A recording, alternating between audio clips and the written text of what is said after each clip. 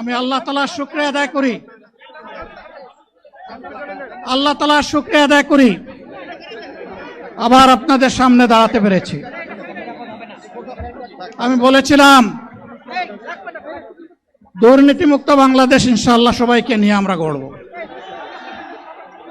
আমরা কথা দিচ্ছি বাংলাদেশ জামাত ইসলামী যদি আল্লাহ তাআলার মেহেরবানি এবং সরকার জনগণের ভালোবাসা নিয়ে সরকার গঠন করে, তাহলে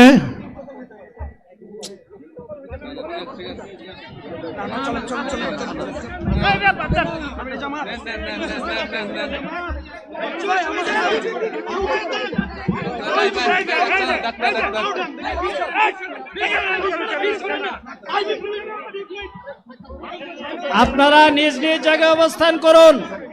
আমাদের স্বেচ্ছাসেবকগণ আছেন, সংশ্লিষ্ট বিভাগের দায়িত্বশীলরা আছেন।